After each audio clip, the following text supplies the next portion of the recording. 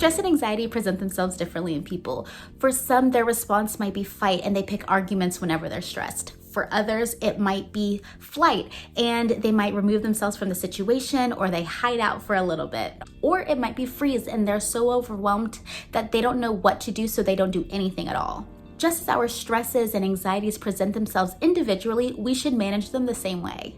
When you're overwhelmed or stressed and your mind won't take a break, you should consider grounding. And grounding is a practice where you intentionally calm your nervous system by connecting to your senses. So the strategy is the 5, 4, 3, 2, 1 method, where it's like 5 things you can see, 4 things you feel, 3 things you hear, 2 things you smell, 1 thing you taste. Sometimes that can be just a little too much to do. I will do the 3, 2, 1 method. So you'll do 3 things that you can see, look around the room, find 3 things, and say them out loud. 2 is feel. Name 2 things that you can feel. It may be your socks on your feet or the wind in your face. So 1 is hear. Stop and listen to your surroundings. It might be the AC humming or it could be the birds in the distance. By connecting our mind to what our body is currently feeling, tasting, touching, smelling, whatever the senses are, it allows us to be connected to the present, which is what we need.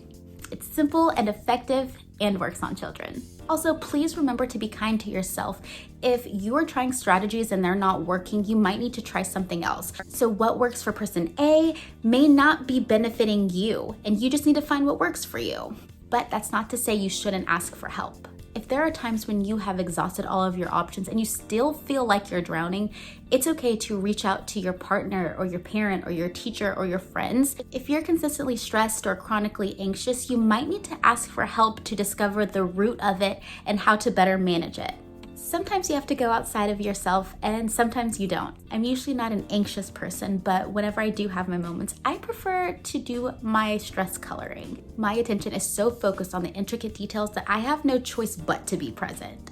Please leave a comment down below one of your favorite strategies whenever you're stressed and anxious. It might help someone. Thanks so much for watching and I'll see you next time.